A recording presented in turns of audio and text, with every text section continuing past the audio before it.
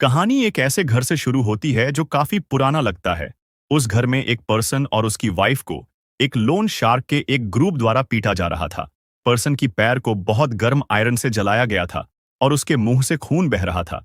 उसने loan shark से request की कि प्लीज उसे उनका बकाया पैसा चुकाने के लिए 1 महीने का समय और दे दें।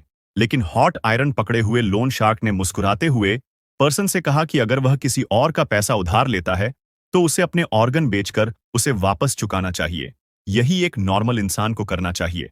उसने पर्सन का फेस हॉट आयरन से दबाने के इरादे से उसकी गर्दन पकड़ ली। उसने पर्सन से कहा कि उन दोनों को भी कुछ दर्द महसूस करने की जरूरत है ताकि वे समझ सकें कि उन लोगों को कैसा लगता है जो अपना पैसा वापस नहीं पा सकते।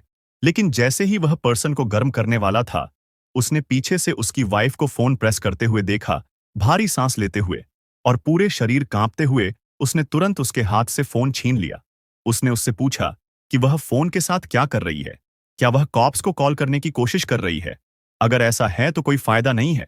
उसने फिर फोन को देखा कि वह किसे मसाज कर रही है या कॉल करने की कोशिश कर रही है, लेकिन वह यह देखकर शॉक्ड था कि वह अपने सन से बात कर रही थी। सन ने उसे मसाज किया कि आप कहाँ हैं, मैं आपसे कांटेक्ट करने में अनएबल हूं। लेकिन उस समय जब वह उसे मसाज करना चाहती थी कि किसी भी हालत में घर न आए, उसी समय लोन शार्क ने फोन ले लिया और वह पहले से लिखे गए टेक्स्ट को भेजने में अनेबल थी। लोन शार्क एक्साइटमेंट से हंसा क्योंकि उसे अचानक एक विचार आया।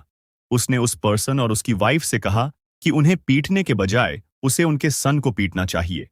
ये सुनकर दोनों कपल रोए और उनसे रिक्वेस्ट की कि वे उनके बेटे को नुकसान न पहुंचाएं। लेकिन उन्होंने एक न सुनी और लोन शार्क के लीडर ने अपने सबॉर्डिनेट से कहा कि वे अपना मुंह पूरी तरह बंद रखें ताकि वे कोई आवाज न करें जिससे उनका बेटा डर न जाए, और इसलिए उन्होंने उन्हें दीवार से बांध दिया। लोन शार्क ने देखा कि उनका बेटा आ गया है, इसलिए वह खुशी और एक्साइटमेंट से मुस्कुराया। उनका बेटा एक हाई स्कूल का स्टूडेंट है और इस कहानी का एमसी कैंग सनवू है, इसलिए हम उसे सनवू कहेंगे। सनवू दरवाजे पर पहुंचा और उसने उसे धक्का देकर खोला। उसकी मॉम, जिसका मुंह कसकर बंद था, उससे रिक्वेस्ट और प्रेयर कर रही थी कि वह अंदर न आए, लेकिन सनवू पहले ही रूम में एंटर कर चुका था और लोन शार्क अपने सबॉर्डिनेट के साथ पहले से ही उसके अटैक रेंज में एंटर करने की वेट कर रहा था। सनवू ने उसका स्कूल बैग पकड़े हुए उसका जूता निकाला और उसने कहा कि वह घर आ गया। लेकिन इससे पहले कि वह समझ पाता कि क्या हो रहा है, एक लोन शार्क ने अपनी स्टिक से उसके सिर पर अटैक किया। उसकी मॉम रो रही थी क्योंकि उसे लगा कि उसका बेटा बड़ी मुसीबत में है। लेकिन उसके सरप्राइज से और लोन शार्क के लिए सबसे बड़ा सरप्राइज ये हुआ कि उसने उस पर्सन को पकड़ लिया जिसने उसे मारा था और उस डेविल को उस पर्सन के फेस से दूर कर दिया। उस पर्सन का फेस इतनी बुरी तरह डिस्ट्रॉय हो गया था, यहां तक कि हेल भी उसे डेफिनेटली रिजेक्ट कर देगा और उसे रीइंकार्नेशन के 6 रूट्स से डेफिनेटली बैंड कर दिया जाएगा। हर कोई शॉक्ड था कि अभी क्या हुआ था। यहां तक कि लोन शार्क के लीडर को भी उस समय अपनी आंखों पर बिलीव नहीं हो रहा था और वह पसीने से तरबतर था और उसकी रीढ़ की हड्डी से सिहरन दौड़ रही थी, जो कि सनवू द्वारा इमिटेड ऑरा के कारण थी, जिसे देखकर वह हैरान हो गया था। वह एक विरोधी लड़ाई में सनवू को हराने में असमर्थ होगा। उसने उसे नंबर से ओवरवेल्म्ड करने का डिसाइड किया, इसलिए उसने अपने सबॉर्डिनेट से कहा कि खड़े रहना बंद करो और उस बास्टर्ड को पीट दो। जरूरत पड़ने पर उन्हें उसे मार भी देना चाहिए। सनवू ने उस पर आए पहले अटैक को डॉज किया। उसी समय उसने दूसरे लड़के की पसलियों पर एक जोरदार स्ट्राइक किया, जिससे कई पसलियों की हड्डियां टूट गईं। इस प्रोसेस में बेचारा लड़का तुरंत अपनी बैट छोड़ दी और अपनी सांस पकड़ने की कोशिश कर रहा था, यह सोचकर कि यह खत्म हो गया। लेकिन हमारे ब्रूटल एमसी ने फिर से उसी जगह पर एक और बहुत जोरदार स्ट्राइक किया, जैसे इस बार पहले किया था। उसने उस लड़के की पसलियों को पूरी तरह से चकनाचूर कर दिया, जिससे वह बेकार हो गया शायद जीवन भर के लिए। उसने तुरंत उस पर्सन का पैर पकड़ने के लिया और उसके अटैक को उसने पहले डॉज किया और पैर से हड्डियों को चकनाचूर करके 3 पर्सन पहले ही नीचे गिर चुके थे। लेकिन एक और बेवकूफ ने हमारे एमसी को नीचे गिराने के लिए एक कुर्सी का यूज करने की हिम्मत करके अपनी कब्र खोदने का फैसला किया। हालांकि वह कुर्सी से सनवू के सिर पर स्ट्राइक करने में सफल रहा, लेकिन हमारे एमसी के प्लॉट आर्मर के साथ ऐसा अटैक अंततः अनफेक्टिव होगा। और यह उस मोमेंट था जब उसे पता चला कि वह ठीक है और उस पर्सन को दीवार पर चिपका दिया गया था। पूरी तरह से डिस्ट्रॉयड लोन शार्क लीडर ऐसा था कि क्या हुआ। वह हैरान था कि सनवू कितना रिडिकुलसली स्ट्रांग था, लेकिन क्योंकि वह जानता था कि वह सनवू को नहीं हरा पाएगा, इसीलिए उसने उसके फादर को धमकाने का फैसला किया। वह खुश था क्योंकि उसने सोचा कि वह सनवू को धमका सकता है, लेकिन इससे पहले कि वह सामने देख पाता, सनवू ने आयरन का इस्तेमाल किया और उसका सिर दीवार में दबा दिया, जिससे उसकी गर्दन टूट गई। और इस तरह हर एक ठग और लोन शार्क लीडर पूरी तरह से बर्बाद हो गया था। और सनवू भारी सांस ले रहा था। वह फिर अपने पेरेंट्स की ओर चला गया और रच्छी खोल दिए, लेकिन इस प्रोसेस में उसने अपने पेरेंट्स से कहा कि अगर वे नहीं चाहते कि वह फाइट करे तो उन्हें गरीब नहीं होना चाहिए था। वह फिर अनकॉन्शियस हो गया। कुछ घंटों बाद लोन शार्क के लीडर और उसके सबऑर्डिनेट्स को कई एम्बुलेंस से हॉस्पिटल ले जाया गया। वे सभी दर्द में चिल्ला रहे थे, यहां तक कि डॉक्टर्स पर भी घायलों का तुरंत इलाज करने का भारी दबाव था। इससे पहले कि चीजें हाथ से निकल जाएं, और एक पर्सन रिसेप्शन ऑफिस के सामने एक ग्लास के साथ खड़ा था। उसने वहां पर नर्स से पूछा कि क्या हो रहा है और ये सब केओस किस बात की है। नर्स ने उत्तर दिया कि एक डेटर पर्सन के फादर पर गैंगस्टर ने हमला किया था, इसलिए गैंगस्टर को ब्रूटली नॉक्ड डाउन कर दिया, और ये सब एक हाई स्कूल के स्टूडेंट ने अकेले ही किया था। इस न्यूज ने चश्मे वाले पर्सन को रियली में शेक कर दिया। चश्मे वाले पर्सन के सामने लोन शार्क लीडर का ट्रीट किया जा रहा था। उसकी गर्दन पर एक पैड रखा गया था ताकि उसकी टूटी हुई गर्दन की हड्डियों में मदद मिल सके। बॉस ने अपने एक सबऑर्डिनेट से, जो अभी हॉस्पिटल में आया था, उससे कहा कि उस बास्टर्ड को पकड़ो जिसने उन्हें ऐसी हालत में पहुंचाया है, और उसे तुरंत मार डालो। लेकिन सबऑर्डिनेट ने उसे बताया कि उस पर्सन को भी इस हॉस्पिटल में लाया गया था। वह मुस्कुराया और उसने बॉस से कहा कि चिंता न करें, क्योंकि ब्लैक बेयर अभी अभी गया है, इसलिए हमारा एमसी अब मारा जाएगा। चश्मे वाला पर्सन ने उन्हें ब्लैक बेयर का मेंशन करते हुए सुन लिया, इसलिए उसने नर्स से पूछा कि हाई स्कूलर का हॉस्पिटल का रूम कहाँ है। उसने उत्तर दिया, रूम 202। वह जल्दी से हमारे एएमसी से मिलने के लिए इमरजेंसी रूम से भागा। उसने चिंतित दिखते हुए अपने आप से कहा कि अगर यह इस एरिया का ब्लैक बेयर है जिसे वह जानता था, तो वह डेफिनेटली उनके टॉप फाइटर कैंडिडेट्स में से एक है। इसलिए उसे एक्शन में देखने से उन्हें यह वेरीफाइड करने में मदद मिल सकती है कि वह वास्तव में कितना स्ट्रांग है। थोड़ी देर दौड़ने के बाद वह उस रूम में पहुंच गया जहां सनवू को हॉस्पिटल में एडमिट कराया गया था, लेकिन तुरंत अंदर जाने के बजाय वह यह देखने के लिए खड़ा रहा और अंदर देखा कि क्या हो रहा है। हालांकि उसे सनवू के लिए दया आ रही थी, लेकिन वह देखना चाहता था कि ब्लैक बेयर रियली में कितना स्ट्रांग है, इसलिए वह तुरंत अंदर नहीं गया। सनवू ने ब्लैक बेयर का सामना किया, जबकि उसका ड्रिप अभी भी उसके हाथ पर था। ब्लैक बेयर ने खुद से कहा कि उसने कभी उम्मीद नहीं की थी कि वे उसे सिर्फ कुछ हाई स्कूल पंक के लिए बुलाएंगे। फिर उसने सनवू को कहा कि उसे बहुत ज्यादा दोष न दे, क्योंकि उसे भी डेट कलेक्ट करना है। लेकिन उसने सनवू से कहा कि वह काफी इंटरेस्टिंग लड़का है, क्योंकि उसे देखने के बाद भी वह डरा हुआ नहीं लगता है। इसलिए उसने सनवू को सिखाने का डिसाइड किया कि असली डर क्या है। लेकिन सनवू ने उसे अपना हिट लगाने का समय देने से रिफ्यूज कर दिया। इसलिए उसने एक क्विक लेकिन फेटल स्ट्राइक किया। लेकिन ब्लैक बेयर बहुत फास्ट था और उसने सनवू को सिर पर एक ही थप्पड़ से जमीन पर गिरा दिया, ठीक वैसे जैसे बैट से मच्छर को मारा जाता है। सनवू खून खांसते हुए नीचे गिर गया।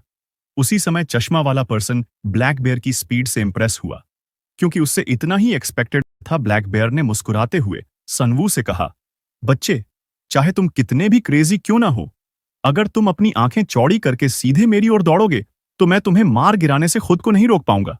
लेकिन वह हैरान रह गया जब उसने सनवू को उठते देखा। सनवू खड़ा हुआ, उसने अपने मुंह पर लगे खून को साफ किया और उसने ब्लैक बेयर से कहा कि वह किसी ऐसे पर्सन के लिए बहुत बातें करता है जिसके पास कुछ भी नहीं है। उसकी बातों ने ब्लैक बेयर को सचमुच ऑफेंड कर दिया, लेकिन ब्लैक बेयर उसके साहस पर अधिक एक्साइटेड था, क्योंकि यही बात मारने को मजेदार बनाती है। चश्मे वाला पर्सन बाहर से प्रेशर महसूस कर सकता था। उसने कभी उम्मीद नहीं की थी कि ब्लैक बेयर वास्तव में सनवू को मारना चाहता है, इसलिए उसने उसे तुरंत रोकने का फैसला किया। लेकिन सरप्राइजिंगली सनवू ने ब्लैक बेयर के स्ट्राइक को डॉज किया और उसने उसके फेस पर सीधे पैर से किक मारकर काउंटर अटैक किया। चश्मे वाला पर्सन अपनी आंखों पर बिलीव नहीं कर सका, क्योंकि उसने कभी ब्लैक बेयर को नीचे गिराए जाने के बारे में नहीं सुना था। लेकिन सरप्राइजिंगली ब्लैक बेयर ने खुद को गिरने से रोकने के लिए अपने हाथों का इस्तेमाल किया। चश्मे वाला पर्सन राहत महसूस कर रहा था, क्योंकि ऐसा कोई तरीका नहीं है जिससे देश भर में फिजिकल किंग के रूप में जाना जाने वाला ब्लैक बेयर नीचे गिर जाऊंगा। ठीक उसी तरह जैसे उस ब्लैक बेयर ने मुस्कुराते हुए सनवू से कहा था, क्या तुमने सचमुच सोचा था कि मैं एक साधारण हाई स्कूलर के स्टूडेंट की मार से गिर जाऊंगा? लेकिन जब वह भौंकने में बिजी था, तब सनवू ने उसे फिर से पंच मारा और इस बार वह नीचे गिर गया और उसका चेहरा सीधे जमीन पर जा लगा। चश्मे वाले पर्सन ने बिल्कुल इम्पॉसिबल माना, लेकिन सरप्राइजिंगली सनवू सिर्फ एक पंच मारने पर ही नहीं रुका। उसने उस आदमी के सिर पर लगातार मुक्का मारना जारी रखा।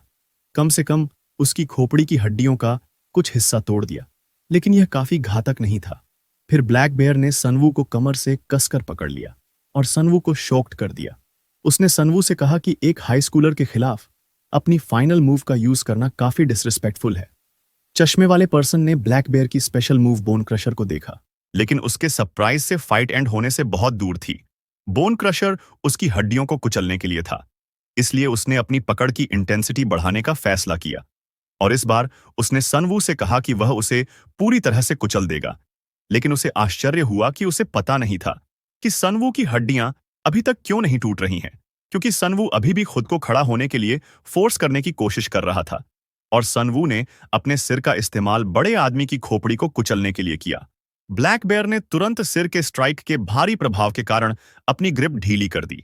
उसने सोचा कि क्या सनवू ने उसकी हड्डियों को मेटल्स या किसी चीज से स्ट्रांग किया है, लेकिन सनवू के पास बस इतना ही नहीं था और फिर से एक और सिर का स्मैश उसे दिया गया, जिससे उसकी खोपड़ी पूरी तरह से टूट गई और उसके दांत टूट गए। सनवू ने उसे कई बार सिर के स्मैश दिए। उसके सिर को कुचलते हुए चश्मा वाले ने तुरंत उसे रुकने के लिए कहा, क्योंकि वह पहले से ही अनकॉन्शियस है। उसने फिर सनवू को अभी शांत रहने के लिए कहा, क्योंकि अगर बात बढ़ी तो उसे साफ करना मुश्किल हो जाएगा। इसलिए उसने फोन किया कि बिल्डिंग बी के रूम नंबर 202 में कार एक्सीडेंट से एक सिर में चोट लगी है, इसलिए उन्हें आकर उसका इलाज करना चाहिए। सनवू ने चश्मे वाले से पूछा कि वह कौन है और क्या वह बिग पर्सन की टीममेट है, लेकिन जवाब देने के बजाय उस पर्सन ने विश्वास से सनवू से कहा कि वह उसके साथ टीम बनाने की सोच रहा है। लेकिन सनवू को पता नहीं था कि वह किस बारे में बात कर रहा है। अचानक कुछ मास्कमैन रूम में आ गए और उनका काम ब्लैक बेयर को साफ करना था। मास्कमैन्स में से एक ने चश्मे वाले से कहा कि उन्होंने ब्लैक बेयर की सिचुएशन की कॉन्फर्मेशन कर ली है, इसलिए उसने उससे पूछा कि क्या उन्हें इसे लपेटना चाहिए। चश्मे वाले पर्सन ने उस पर्सन से पूछा कि क्या यह इंश्योर करना पॉसिबल होगा कि ब्लैक बेयर कुछ समय के लिए होश में नहीं आएगा। उस पर्सन ने उत्तर दिया, ठीक है, और इसलिए उन्होंने सफाई शुरू कर दी। वीक दिखते हुए सनवू ने चश्मे वाले से कहा, तुम लोग क्या हो? चश्मे वाले ने उसे एक बिजनेस कार्ड दिया और उसने सनवू को बताया कि कार्ड पर कांटेक्ट किसी ऐसे पर्सन का है जो उसे वह दे सकता है जो वह चाहता है। सनवू ने कार्ड ले लिया, लेकिन उसे पता नहीं था कि यह किस बारे में है, इसलिए चश्मे वाले ने उससे कहा कि उसे केवल उस पर्सन के लिए फाइट करना है जिसे वह सर्व करता है। लेकिन सनवू ने कार्ड फाड़ दिया और उसे चले जाने के लिए कहा। फिर उसने कार्ड को ट्रैश बैन में फेंक दिया और उस पर्सन से कहा कि उसे फाइट के थ्रू से पैसा बनाने में कोई इंटरेस्ट नहीं है और उसे नहीं पता कि इस बार वह किस तरह का स्कैम करने की कोशिश कर रहा है। फिर वह रूम से बाहर चला गया। पर्सन ने उसका पीछा नहीं किया, लेकिन एक बात वह जानता था कि विचार कभी भी बदल सकते हैं। कुछ मिनट बाद मेंस टॉयलेट के अंदर सनवू अपना चेहरा धो रहा था। वह ऐसा था कि भले ही मेरा जीवन खराब हो, मैं कम से कम अपनी मॉम की कभी फाइट में इन्वॉल्व न होने की विश पूरी करना चाहता था।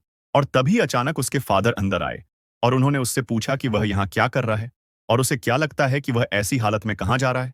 लेकिन सनवू ने गुस्से में उससे कहा कि तुम्हें क्या लगता है कि इस हालत के लिए कौन रिस्पॉन्सिबल है? तुमने कुछ क्यों नहीं किया और एक बॉक्सिंग चैंपियन होने के बावजूद तुम पर इतना बड़ा डेट क्यों आ गया, जिसके पास ऑफर भी थे? या तुम मुझे ये बता रहे हो कि तुम्हारा चैंपियन प्राइड एक लोकल बॉक्सिंग जिम के लिए बहुत बड़ा है? मुझे ये भी नहीं पता कि तुम्हें नेशनल टीम से क्यों बाहर निकाल दिया गया। लेकिन क्या तुम्हारा यह वर्थलेस प्राइड एक वीक और बीमार मदर से अधिक इंपॉर्टेंट है? उसके फादर उत्तर देने में अनेबल थे। फिर वे टॉयलेट से निकल गए। उन्होंने सनवू से कहा कि कहीं जाने के बारे में मत सोचना, इसलिए उसे बस हॉस्पिटल में ही रहना चाहिए। उसके फादर के जाने के 1 मिनट बाद उसे अचानक चक्कर आने लगा, इसलिए वह जमीन पर बैठ गया, क्योंकि वह लगभग गिर ही गया था। उसे पता नहीं था कि अचानक चक्कर आने और सिर दर्द का कारण क्या था, इसलिए उसने सोचा कि क्या यह हाल ही में सफिशिएंट नींद न लेने का परिणाम था, लेकिन उसने माना कि ऐसा नहीं था।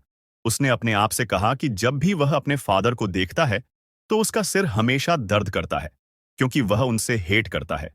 वह उनसे इस बात के लिए नफरत करता है कि वह हमेशा छोटों से ग्रस्त रहते हुए एक वीक से भी कम खर्च के लिए घर लाते हैं और हमेशा मेरे पेरेंट्स उन गैंगस्टर्स के सामने झुकते हैं जिनसे उसने लड़ाई की थी। वह वास्तव में किसी भी चीज के लिए अपने फादर पर डिपेंडेंट नहीं रहना चाहता, क्योंकि वह यह बिलीव नहीं करना चाहता कि उसके फादर सोचते हैं कि उन्होंने वह सब कुछ कर दिया है जो उसे करने की जरूरत थी।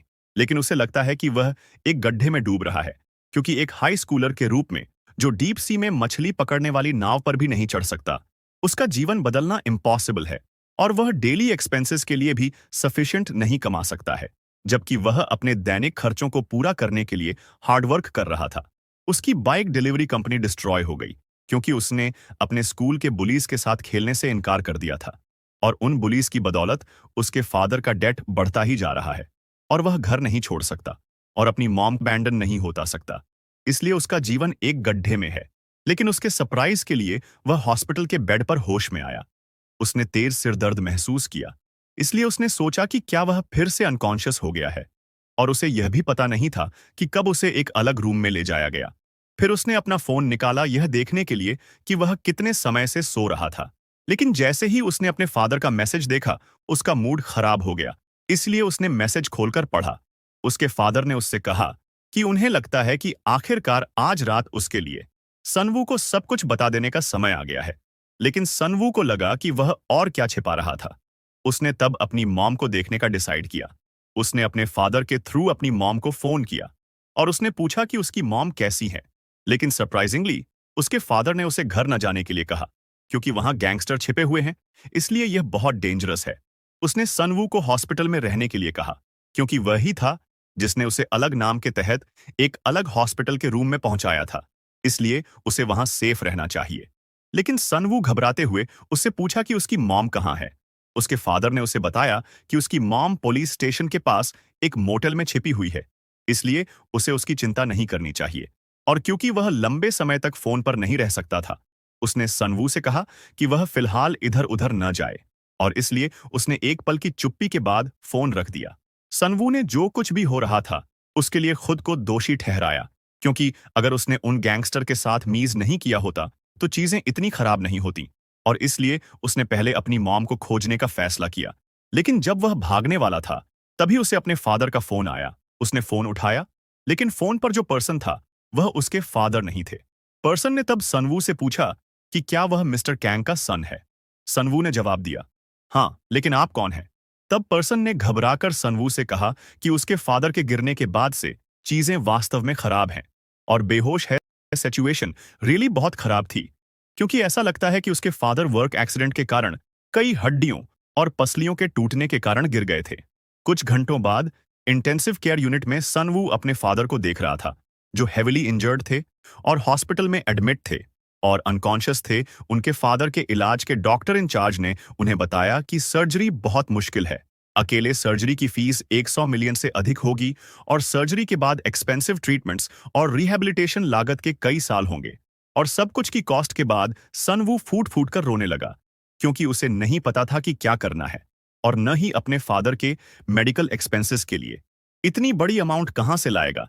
लेकिन उसे अचानक याद आया कि रेड बिजनेस कार्ड को डस्टबिन में फेंक दिया गया था, इसलिए वह जल्दी से उसे खोजने के लिए पिछले रूम में गया जहां उसका ट्रीट किया गया था।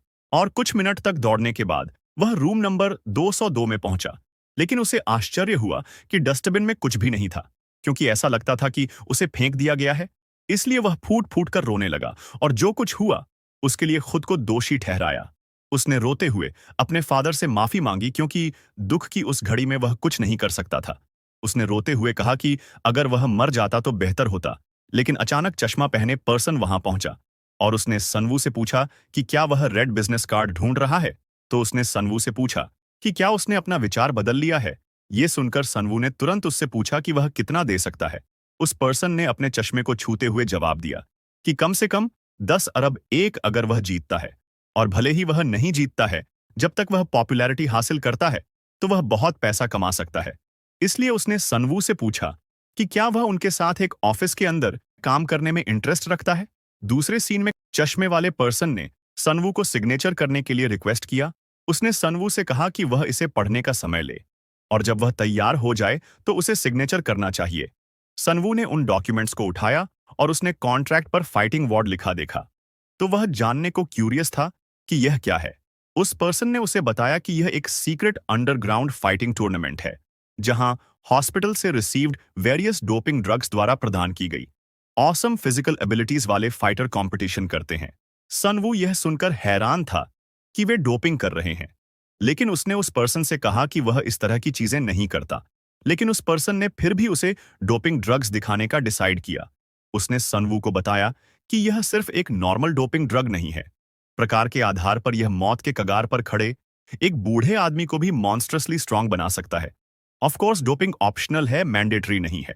सनवू ने कहा कि रुको, तुम वास्तव में कौन हो? उस पर्सन ने अपना चश्मा छुआ और उसने लेट इंट्रोडक्शन के लिए अपोलोजाइज मांगी। उसने सनवू को बताया कि वह किम मिन सियोक है, एक बहुत ही इंपॉर्टेंट पर्सन के लिए स्काउट है जो फाइटिंग वार्ड में पार्टिसिपेट करता है, और हम इस फाइटिंग वार्ड के स्काउट को किम कहेंगे।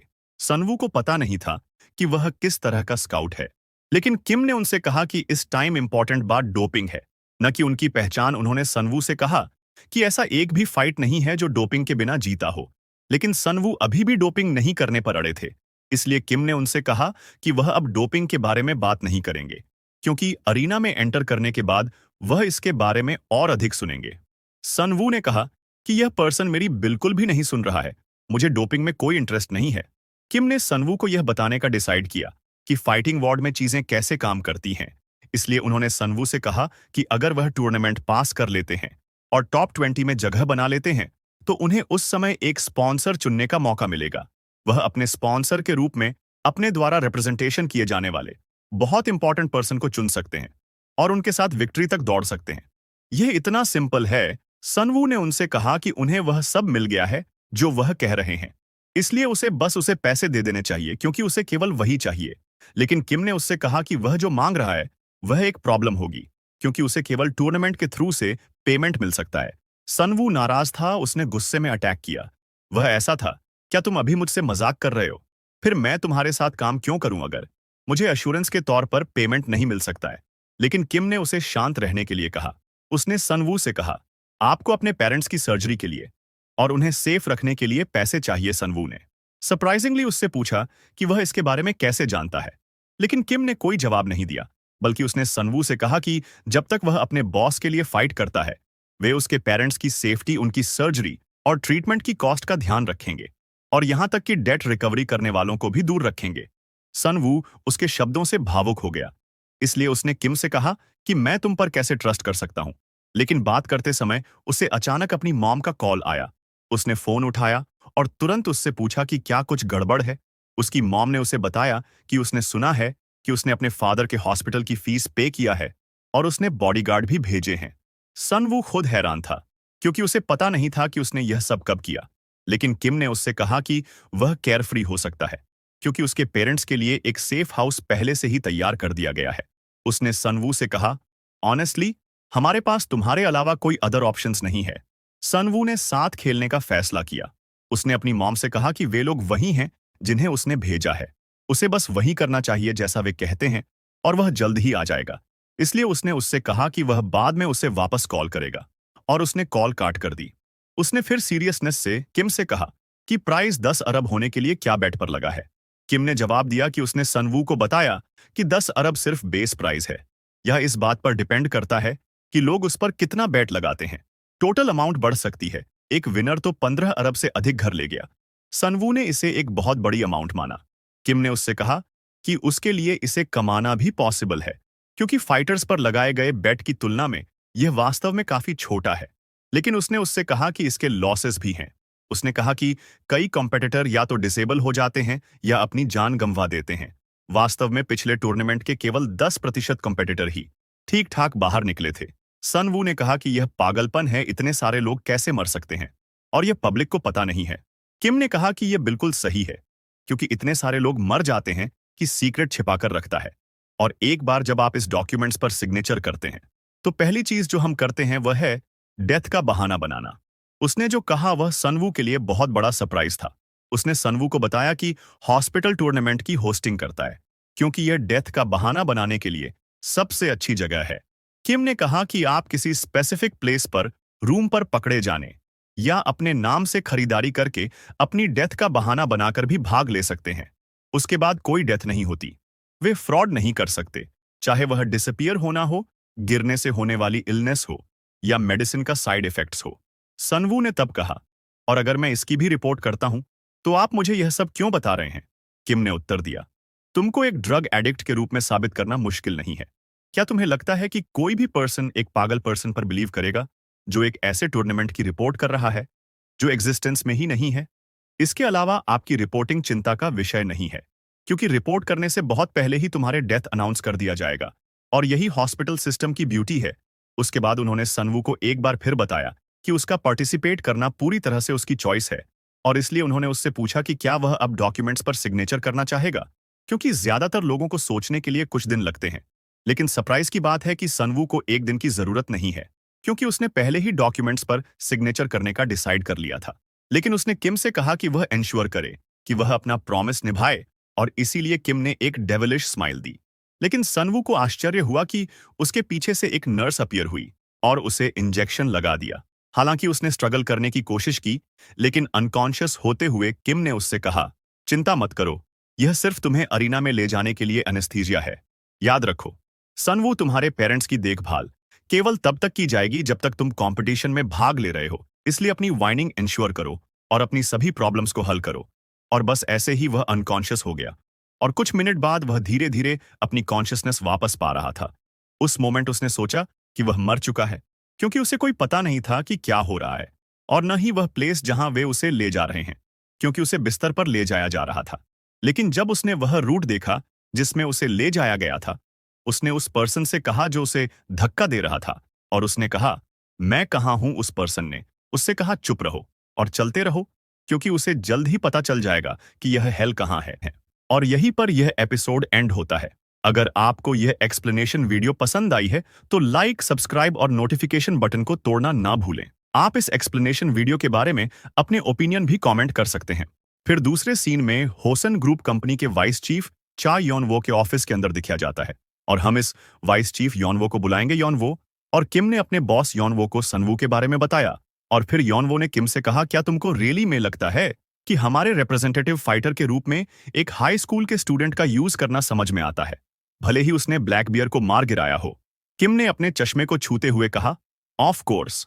और वाइस प्रेसिडेंट ह्युंगनिम इस विचार पर हंस सकते हैं, लेकिन यह जितना रिडिकुलस लगे उतना अच्छा है, क्योंकि अगर हम वाइस प्रेसिडेंट को, जो फाइटिंग वॉर्ड से ऑब्सेस है, आपकी बेट में भाग लेने के लिए हमें उसकी जरूरत है, ताकि ओपोनेंट हमें कम आके। योनवो ने किम से कहा, क्या आप यह कहने की कोशिश कर रहे हैं कि केवल इस एक स्टूडेंट की मदद से हम ह्युंगनिम को नीचे ला सकते हैं? किम ने उससे कहा कि यह पॉसिबल है, क्योंकि उन्होंने सनवू के बॉडी की चेकिंग की थी जब वह ब्लैक बेयर की हड्डी बोन क्रशिंग टेक्निक से बच गया था, और उसकी कंडीशन सरप्राइजिंग थी। लेकिन योनवो को पता नहीं था कि उसका क्या मतलब था। उसी समय फाइटिंग वार्ड में सनवू जाग गया। उसे पता नहीं था कि वह कहां है, और न ही उसे उस पर्सन की पहचान पता थी जो उस पर पैर रखने की कोशिश कर रहा था। लेकिन जब वह होश में आया तो वह लगभग कुचला जा चुका था। लकीली गार्ड ने उस पर्सन से कहा जो उसे कुचलना चाहता था कि वह पीछे हट जाए, अदरवाइज वे उसे गोली मार देंगे। वह आदमी तुरंत पीछे हट गया, जबकि सनवू जमीन पर था और ड्रोन उसके चारों ओर घूम रहे थे। ड्रोन में से एक ने सनवू से कांटेक्ट किया, यह पुष्टि करने के लिए कि वह जाग गया है। सनवू को पता नहीं था कि वह कहां है, लेकिन इससे भी अधिक अजीब बात यह थी कि उसके बॉडी पर स्टूडेंट यूनिफॉर्म थी, क्योंकि यह वह नहीं था जिसे उसने पहना था। इसके बाद ड्रोन के थ्रू अनाउंस की गई कि अब फर्स्ट राउंड मैच स्टार्ट होगा। उन्हें बताया गया कि first round doping test round है, जो मेन बैटल एरिया में आगे बढ़ने के लिए 200 फाइटर्स की सूटेबिलिटी डिटरमिन करेगा। उन्हें रैंडमली कई प्रकार के डोपिंग एजेंट्स में से एक दिया जाएगा, जिनमें से प्रत्येक एक स्पेसिफिक फिजिकल एबिलिटीज को बढ़ाता है। और इसलिए ब्रॉडकास्ट देख रहे वीआईपी को बताया गया कि अब वे अपना बेट लगा सकते हैं। प्रत्येक फाइटर्स के पास अपना डोपिंग सेट है।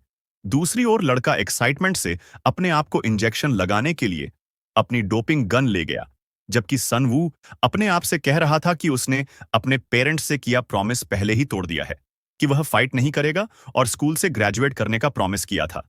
लेकिन उसने ड्रग्स का यूज नहीं करने का, अपना लास्ट प्रॉमिस नहीं तोड़ने का फैसला किया। अचानक वह यह देखकर हैरान हो गया कि उस आदमी ने पहले ही अपने आप को डोपिंग गन से इंजेक्शन लगा लिया था, और इस प्रोसेस में उसने बहुत खून खांसा। एक पल के लिए उसे पूरे बॉडी में अजीब सा फील हो रहा था, लेकिन उसे डोपिंग का इफेक्ट महसूस होने लगा, और वह वास्तव में अपने बॉडी में पावर का फ्लो का आनंद ले रहा था। सनवू को लगा कि यह क्या है, लेकिन उसके आश्चर्य से वह आदमी आगे कूद गया और सनवू के फेस पर रौंदने के लिए तैयार था। लेकिन सनवू ने तेजी से उसे डॉज किया और वह आदमी दीवार से टकरा गया, और टक्कर के बाद फोर्स वॉल को शैटर्ड करने में एबल था। सन वू को कोई अंदाजा नहीं था कि वह आदमी अचानक किस तरह का मॉन्स्टर बन गया है, क्योंकि वह आदमी पतला था और 1 सेकंड पहले उसके पास कोई मसल्स नहीं थी। इसलिए उसने सोचा कि क्या आदमी की मसल्स बढ़ गई हैं या कुछ और। ड्रोन ने तब अनाउंस की कि आदमी ने सक्सेसफुली अपनी पावर बढ़ा ली है। आदमी इस फैक्ट पर एक्साइटमेंट से हंसा कि वह पावर डोपिंग जैकपॉट मारने के लिए लकी था। उसने एक्साइटमेंट के साथ कहा, यह अफसोस की बात है कि मैं अभी नहीं जा सकता, वरना मैं उन सभी लोगों को शैटर्ड करना पसंद करूंगा जो मुझे एक वीक लूजर कहकर मजाक उड़ाते थे। फिर उसने अपनी जगह छोड़ दी और पलक झपकते ही वह सनवू के सामने आ गया। उसने कहा, अब मैं इस लिटिल ब्रैट को कैसे मारूं ताकि यह मजेदार हो। लेकिन उस लड़के को सनवू ने बिना रिस्पॉन्स किए उसके फेस पर पंच मारा और वह तुरंत पीछे हट गया। वह लड़का उस तुच्छ पंचेस से गुस्सा था, इसलिए उसने सोचा कि सनवू भी उसे उसी तरह देख रहा है जैसे उसके दोस्त देखते हैं। लेकिन सनवू को उस लड़के की सारी बातों की परवाह नहीं थी, बल्कि वह उस लड़के का असेसमेंट कर रहा था और उसने पहले उस लड़के पर जो पंच मारा था वह उसका असेसमेंट करने के लिए था। उसने खुद से कहा कि ऐसा लगता है कि उस लड़के की रिएक्शन स्पीड बढ़ी नहीं है, इसलिए अगर वह धीरे धीरे डिस्टेंस कम करता है और एक रास्ता बनाता है तो उसके पास एक मौका हो सकता है। लेकिन उसके सरप्राइज के लिए वह पर्सन फुल स्पीड से उसकी ओर दौड़ता हुआ आया और उस आदमी ने उसके सिर को जोर से क्रश कर दिया। उस समय सनवू को पता था कि वह ऐसे मॉन्स्टर के साथ नहीं रह पाएगा, इसलिए उसने किसी तरह उस आदमी के फेस पर एम करने का डिसाइड किया। फिर उसने स्किलफुली हवा में अपना बैलेंस रीगेन करने का ट्राई किया, लेकिन उस आदमी ने उसे पंच मारा जिससे उसे खून की खांसी होने लगी। इस प्रोसेस में उस आदमी ने सनवू को सांस लेने का भी मौका नहीं दिया और जबकि सनवू अभी भी पहले अटैक से उबर नहीं पाया था, उसने हवा में ही उसके पैरों को पकड़ लिया और उसने एक्साइटमेंट से उसे जमीन पर पटक दिया। उसने एक्साइटमेंट के साथ सनवू से कहा कि उसे उसकी हरकतों पर अटेंशन देने की भी जरूरत नहीं है, क्योंकि उसे केवल पूरी ताकत से आगे बढ़ने की जरूरत है। सनवू काफी हेल्पलेस था। किसी के बॉडी पर इस तरह के डैमेज ने अल्टीमेटली उसे धर्मा से मिलने के लिए प्रेरित किया होगा, लेकिन सनवू के पास प्लॉट आर्मर है। वह आदमी सनवू को यह बताते हुए एक्साइटमेंट से हंस रहा था और कहता है कि उसे कुचलना अद्भुत लग रहा है। फिर उसने सनवू से कहा कि देखते हैं कि किसी पर्सन को कितनी दूर तक कुचला जा सकता है। फिर वह आदमी सनवू को डिस्ट्रॉय करने के ऑब्जेक्टिव से ऊपर जंप्ड, जबकि वह बीच हवा में था। उसने एक्साइटमेंट से कहा, उन सभी बास्टर्ड से कहो जो मुझे नीची नजर से देखते हैं कि बाहर आ जाएं, क्योंकि अब मैं किंग हूं। और वह आदमी सनवू की छाती पर आ गिरा। उसने अजीब तरह से सनवू से कहा कि किसी को कुचलने का सबसे अच्छा हिस्सा डेफिनेटली रिब्स है। कुछ घंटे पहले यॉनवो के ऑफिस में किम ने यॉनवो को बताया कि उन्होंने ब्लैक बेयर के बोन क्रशिंग अटैक से बचने के बाद सनवू के बॉडी की टेस्ट की और जो उन्होंने पाया वह अनबिलीवेबल था। उन्होंने पाया कि सनवू की बोन डेंसिटी नॉर्मल पर्सन से 10 गुना अधिक है। कहने का तात्पर्य यह है कि सनवू की बोन का डेंसिटी नॉर्मल ह्यूमन जैसा नहीं है, जिसका अर्थ है कि नॉर्मल अटैक्स सनवू को हार्म नहीं पहुंचा पाएंगे। और इसलिए जब वह पर्सन सनवू पर पैर रखने का आनंद लेने में बिजी था, सनवू ने उसका पैर पकड़ लिया और वह स्किलफुली उस पर्सन के चंगुल से छूट गया। उस पर्सन ने सनवू का पैर पकड़ने की कोशिश की क्योंकि वह हवा में पूरी तरह खुला हुआ था, लेकिन सनवू ने तेजी से अपने पैर की पोजीशन बदल ली और वह तुरंत उससे दूर हो गया।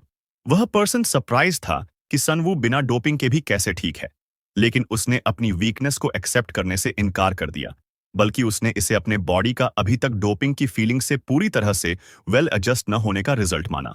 उसी समय सनवू ने अपने आप से कहा कि मॉन्स्टर डेफिनेटली स्लो हो गया है और उसे यकीन है कि उसकी स्टैमिना भी नहीं बढ़ी है। इसलिए जब तक वह पकड़े जाने से बचता है, वह उस आदमी के फेस पर एम लगा सकता है, लेकिन ऐसा करने के लिए उसे पावर पर डिपेंडेंट रहने के बजाय फास्ट पंचेस मारने होंगे। फिर वह उस आदमी की ओर बढ़ा। वह आदमी खुश था कि सनवू उसकी ओर आ रहा था, इसलिए उसने अपने हाथ से एक फेटल स्ट्राइक करने का फैसला किया, लेकिन सनवू ने तेजी से इसे डॉज किया और उसने उस आदमी के फेस पर एक शार्प लेफ्ट जैब लगाया। उस आदमी ने तुरंत अपने बाएं हाथ से काउंटर अटैक करने की कोशिश की, लेकिन सनवू ने डॉज किया और फिर से उसने अधिक डैमेज के साथ एक फास्ट राइट जैब लगाया।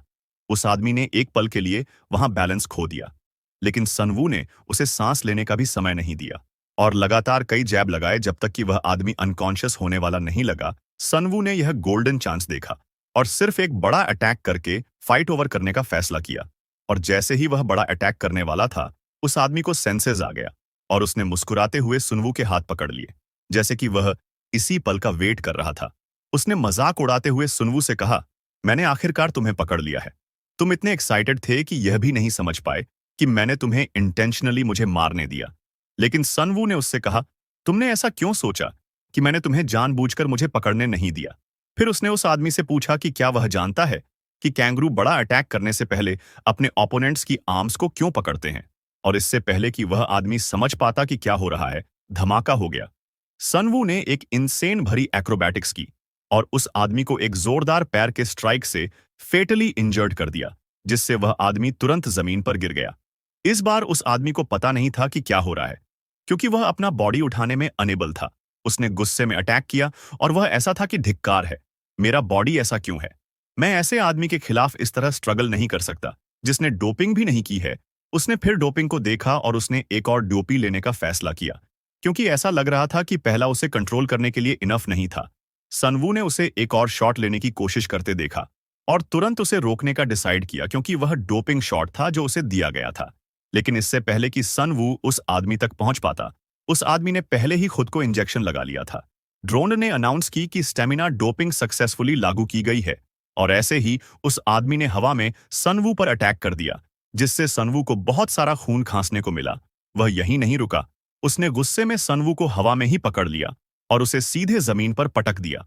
ड्रोन यह देखने आया कि क्या सनवू अभी भी जीवित है या नहीं, लेकिन उस आदमी ने ड्रोन को दूर धकेल दिया, क्योंकि यह अभी एंड नहीं हुआ था। फिर उसने सनवू को गर्दन से पकड़ लिया और कहा कि यह कुछ ऐसा है जो मैं हमेशा से करना चाहता था। यह सब सहने के बाद, हाँ, यह तुम्हारे जैसे कीड़ों की इमोशन है, इसीलिए मुझे इसे सही महसूस करने के लिए तुम्हारे सांस पूरी तरह से बंद होनी होगी। लेकिन अचानक जैसे ही सनवू हार मानने वाला था, वह आदमी सीधे जमीन पर गिर गया और उसकी मौत हो गई। ड्रोन ने अनाउंस की कि प्लेयर की मौत के कारण गेम ओवर हो गया है। यॉन, वो जो फाइट देख रहा था, उसे पता नहीं था कि क्या हुआ था और न ही वह आदमी कैसे मर गया। लेकिन किम ने उसे बताया कि वह पर्सन डोपिंग के ओवरडोज के कारण मर गया। उसने अपना चश्मा छुआ और उसने कहा कि एक साथ दो अलग अलग डोपिंग का अटेम्प्ट करते समय सर्वाइवल रेट 5% से कम है, और क्योंकि वह आदमी पहले ही सक्सेसफुली पावर डोपिंग से गुजर चुका था और उसे स्टैमिना डोपिंग का इंजेक्शन दिया गया था, उसका मरना तय था। योनवो ने कहा कि मुझे मानना होगा कि आप लकी हैं, क्योंकि आपके ओपोनेंट ने खुद मरना चुना। किम ने उससे कहा, शायद मैं लकी हूं, लेकिन इसे लक कहना बिल्कुल फिट नहीं है, क्योंकि सनवू का बॉडी अनयूजुअली स्ट्रेंज है। लेकिन योनवो ने उनसे कहा कि इस फैक्ट को छोड़कर कुछ भी अजीब नहीं है कि उसका बॉडी आसानी से नहीं टूटता है। फिर उन्होंने कहा कि तुम यह भी अच्छी तरह से जानते हैं कि यह जगह और भी क्रेजी मॉन्स्टर्स से भरी हुई है। लेकिन किम ने उन्हें बताया कि सनवो काफी अलग है, क्योंकि उनके पास जो डोपिंग कैपेबिलिटीज हैं, उनसे वे मसल्स, ऑर्गन्स, हॉर्मोन्स को बढ़ा सकते हैं। किसी भी चीज को बढ़ाया जा सकता है, एक्सेप्ट एक चीज को जो बढ़ाया नहीं जा सकता है, वह है हड्डी। इसलिए इसके पीछे डेफिनेटली कुछ स्पेशल सीक्रेट है, और यही सनवू को विशेष बनाता है। यॉनवो ने कहा कि हम देखेंगे कि मेन राउंड में एंटर करने के बाद उनकी हड्डियां कितनी इफेक्टिव हैं। फिर उन्होंने किम से पूछा कि अगला स्टेप क्या है। किम ने अपने चश्मे को फिर से छूते हुए जवाब दिया, क्योंकि सनवू ने डोपिंग राउंड टेस्ट पास कर लिया था। उसे पहले इमीडिएट ट्रीटमेंट मिलेगा और उसके बाद वह जीवित बचे मॉन्स्टर से मिलेगा, जिन्होंने उसी प्लेस पर कुछ मिनट्स बाद सनवू ट्रीटमेंट रूम में।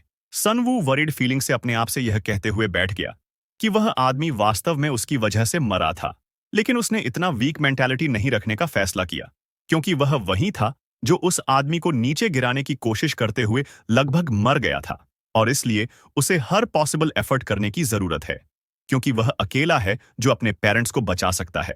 और जब वह यह सब सोच रहा था, तभी ड्रोन उसके पास आया और उसने अनाउंस की कि राउंड पास करने वाले सभी प्लेयर तैयार हैं। अब उन्हें सभी को लॉबी में जाना चाहिए।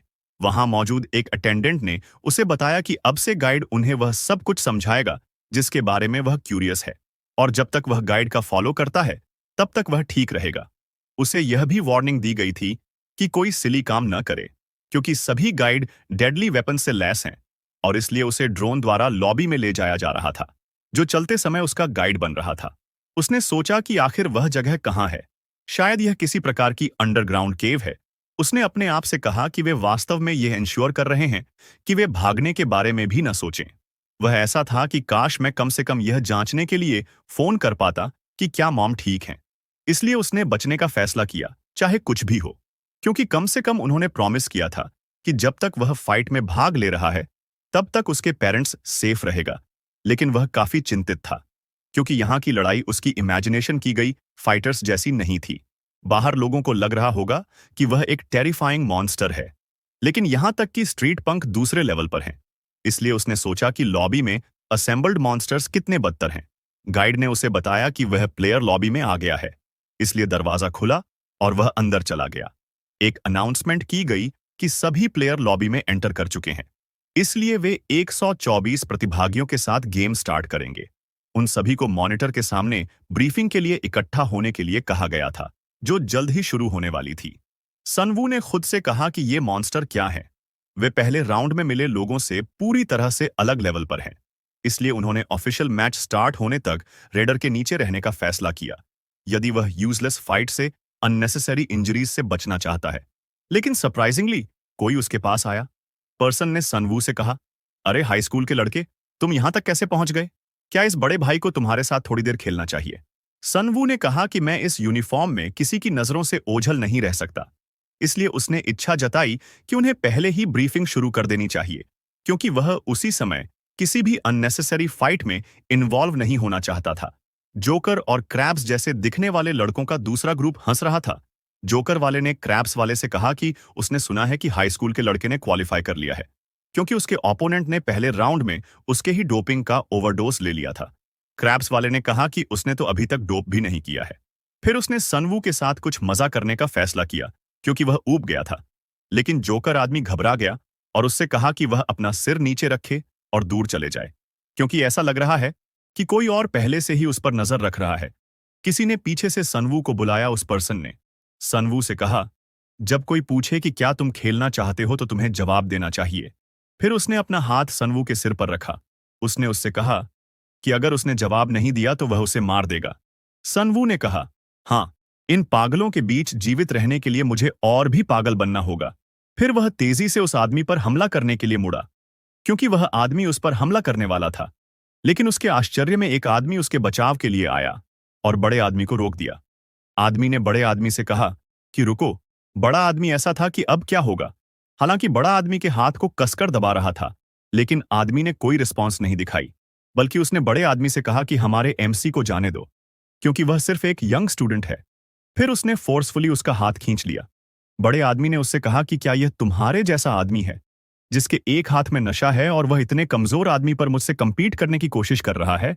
सनवू वास्तव में उस आदमी की बात से नाराज हो रहा था, लेकिन उसने ध्यान न देने का एक्टिंग करने का डिसीजन लिया, क्योंकि यह अननेसेसरली इंजर्ड होने से बेहतर है। फिर बड़े आदमी ने उस आदमी को अपॉर्चुनिटीज पर ही मार डालने का निर्णय लिया। सनवू ऐसा आदमी था जो धमकाए जाने पर भी शांत नहीं रहता।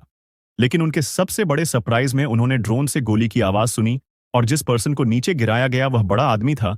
ड्रोन के थ्रू से अनाउंस की गई थी कि ब्रीफिंग शुरू होने वाली है, इसलिए जो कोई भी स्केड्यूल्ड प्रोग्राम के बाहर हार्म पहुंचाता है उसे तुरंत मार दिया जाएगा।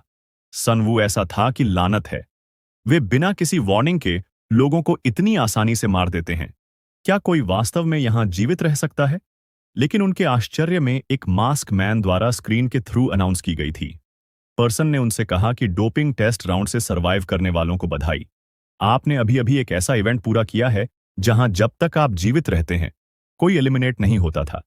लेकिन अब से एक राउंड हारने का मतलब है एलिमिनेट, और एलिमिनेट से हमारा मतलब है आगे की फाइट के लिए डिस्क्वालीफाई हो जाना। लेकिन इसके बावजूद हम जानते हैं कि आप सभी यहां 10 अरब वॉन के ग्रैंड प्राइज के लिए हैं। हर कोई इतनी ह्यूज अमाउंट ऑफ मनी देखकर एक्साइटेड था, और उस समय वे कैश पर अपना हाथ पाने के लिए कुछ भी कर सकते हैं। यहां तक कि सनवू भी खुद से कह रहा था कि इतनी अमाउंट से उसका पूरा फैमिली आखिरकार इंसानों की तरह रह सकता है, इसलिए वह इसके लिए कुछ भी करने को तैयार था। लेकिन उस पर्सन ने उन्हें बताया कि अनफॉर्चुनेटली केवल एक ही पर्सन प्राइज जीत सकता है। लेकिन उन्हें डिसअपॉइंटेड नहीं होना चाहिए, क्योंकि अगर वे टॉप 16 में पहुंच जाते हैं और जीवित रहते हैं तो उन्हें वीआईपी द्वारा उन पर लगाए गए गेम के पैसे का 5% प्राप्त होगा। सभी प्लेयर इतने एक्साइटेड थे कि कुछ वीक लोग कह रहे थे कि वे दोनों प्राइज जीत लेंगे, ग्रैंड प्राइज और बैटिंग के पैसे भी। फिर पर्सन ने उन्हें बताया कि प्रत्येक प्लेयर का अपना ब्रॉडकास्ट चैनल होगा और उन्हें एक गाइड दिया जाएगा जो उनके कैमरा की तरह भी काम करेगा। वीआईपी उन प्लेयर्स के चैनल देखेंगे जिनके बारे में उन्हें लगता है कि वे जीतेंगे, और अपना बेट लगाएंगे। शॉर्टली वीआईपी से उन्हें जितना अधिक अटेंशन मिलेगा वे उतना अधिक पैसा कमा सकते हैं। इसलिए उन्हें अधिक से अधिक वीआईपी ऑडियंस को अट्रैक्ट करने की कोशिश करनी चाहिए और फॉर्चून कमाना चाहिए। अब वे उन्हें 5% का रूम प्रोवाइड करेंगे जहां वे गेम फिनिश होने तक रहेंगे। इसलिए उन्हें अपने रूममेट फील फ्री चुनने चाहिए और किसी भी क्वेश्चंस के लिए उनका गाइड उनकी हेल्प करेगा। इसलिए उन्हें कहा गया कि प्लीज अपने रूम्स में आगे बढ़ें। जोकर आदमी क्रैप्स वाले से कह रहा था कि वीआईपी का अटेंशन अट्रैक्टेड करने के लिए उसे स्ट्रांग लोगों के साथ होना चाहिए और कुछ बड़ी चालें चलनी चाहिए। क्रैप्स वाले ने कहा कि अगर मैं उस हाई स्कूल के बच्चे के साथ रूम लूंगा तो शायद मुझे एक भी पैसा नहीं मिलेगा। उसी समय सनवू ने कहा कि यहां तक कि रूम ढूंढना भी आसान नहीं होगा। लेकिन जिस आदमी ने उसे पहले बचाया था उसने उससे कहा कि वह ज्यादा चिंता न करे क्योंकि वह इंश्योर करेगा कि ऑफिशियल मैच स्टार्ट होने तक उसके साथ कुछ भी न हो। सनवू ने कोई जवाब नहीं दिया, बल्कि उसने देखा कि उस आदमी का हाथ उस बड़े आदमी की पकड़ के कारण कांप रहा था जिसे पहले गोली लगी थी। अचानक कोई उसके पास से गुजरा, लेकिन ऐसा लगता है कि वह जानता है कि वह पर्सन कौन है। शायद वह कोई फेमस पर्सन है। उस आदमी ने सनवू से कहा कि ऐसा लगता है कि वहां एक रूम है जो कंपटीशन से फ्री है, इसलिए चलो इसे देखते हैं। सनवू ने डाउटफुली अपने आप से कहा कि वह आदमी उसकी वजह से इंजर्ड हुआ है और अब वह उसके साथ रूम लेना चाहता है जिससे बाकी सभी बच रहे हैं। हालांकि वह उसके इंटेंशंस को नहीं जानता, लेकिन वह चाहे कोई भी रूम चुने, खतरा हर जगह होगा। इसलिए वह उस आदमी का पीछा करने लगा। जोकर वाला आदमी जिसने उन दोनों को देखा वह ऐसा था कि वाह, यह ग्रुप पूरी तरह से मेस है। क्रैब्स वाले आदमी ने प्रेडिक्शन की कि उनके ग्रुप के लिए सबसे कम व्यूअरशिप की गारंटी है। फिर जोकर वाले आदमी ने कहा कि इसीलिए मैं उन लोगों के बगल वाले रूम्स में आया हूं जो देखने में ऐसे लगते हैं कि वे ऑडियंस की नंबर में नंबर 1 होंगे। हालांकि एक ही रूम शेयर करना बहुत डेंजरस हो सकता है, लेकिन बगल में होने का मतलब है कि मुझे कम से कम एक पॉपुलर चैनल पर थोड़ा स्क्रीन टाइम मिलेगा। क्रैब्स वाला आदमी सहमत हुआ। उसने कहा कि अगर उन मसल्स हेड ने अगर रिच ऑडियंस को अट्रैक्ट करते हैं तो ये हमारे लिए भी बेनिफिशियल होगा। जोकर वाले लड़के के ऑपोजिट रूम में 3 बड़े लड़के थे जो काफी स्कैरी लग रहे थे, लेकिन उन्हें आश्चर्य हुआ जब एक ब्लॉन्ड पर्सन रूम में दाखिल हुआ और दरवाजा बंद कर दिया।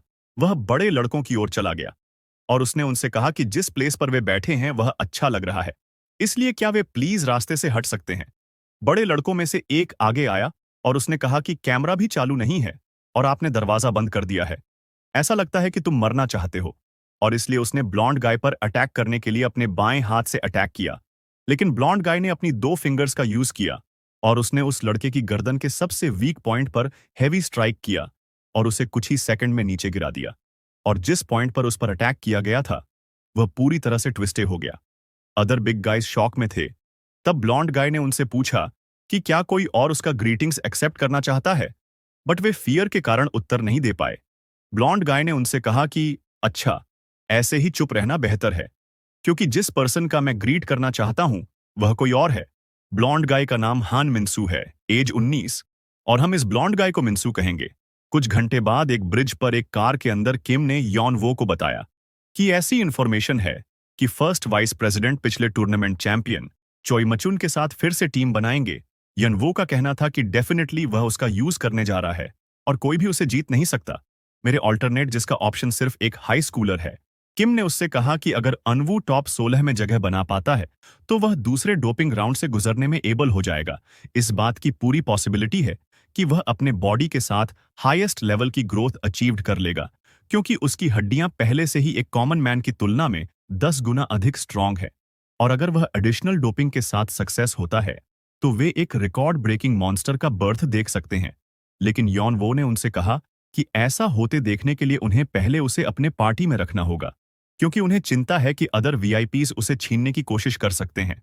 लेकिन किम ने उनसे कहा कि मुझे नहीं लगता कि हमें अभी इसके बारे में चिंता करने की जरूरत है, क्योंकि 5 लोगों के रूम जिसमें सनवू ने एंटर किया था वे 5 फाइटर हैं जिनकी फाइटिंग वार्ड में डोपिंग टेस्ट राउंड से लोवेस्ट व्यूअरशिप रेटिंग है। सनवू उस आदमी के साथ उसके रूम्स में दाखिल हुआ। उस आदमी ने चिंतित होकर उससे कहा कि ऑडियंस गेन करना आसान नहीं होगा, क्योंकि ऑडियंस उन फाइटर्स के पास जाएंगे जिनके बारे में उन्हें लगता है कि वे जीतेंगे, और अब रूम्स में मौजूद लोगों में से एक फीमेल फाइटर भी है और उसके जीतने की पॉसिबिलिटी कम है। लड़की का नाम अमांडा ग्रोच है, 23 साल की एक और कंपटीशन में सबसे छोटी फाइटर है किम मिनहो 25 साल का, और वो बॉक्सिंग करता है, और आखिरी वाला मिनन है 28 साल का, जो थोड़ा सा बहन का लौड़ा है। फिर सनवू, और वह आदमी इस बात पर बिलीव नहीं कर पा रहा था कि वह कितना पैथेटिक था, क्योंकि ऐसा लग रहा था कि वह अपनी जीभ से अपनी कोहनी को छूने की कोशिश कर रहा था, और उन्हें कैमरास ने घेर लिया। उस आदमी ने सनवू से कहा कि ऐसा लग रहा है कि गाइड ने फिल्मिंग शुरू कर दिया है, इसलिए उन्हें बैटिंग के पैसे कलेक्ट करने के लिए वीआईपी का अटेंशन रूम की ओर अट्रैक्टेड करने की जरूरत है। आदमी ने फिर अपना हाथ बढ़ाया। वह एक हाथ से उल्टा हो गया, और उसने ऑडियंस को अफेक्टेड करने के लिए प्रदर्शन करना शुरू कर दिया। सनवू ने कहा कि ऐसा नहीं लगता कि यह काम करेगा, लेकिन उसके सरप्राइज के लिए अमांडा खड़ी हो गई, और उसने अपनी पूरी बॉडी को ऊपर उठाते हुए अपनी उंगली जमीन पर रख दी।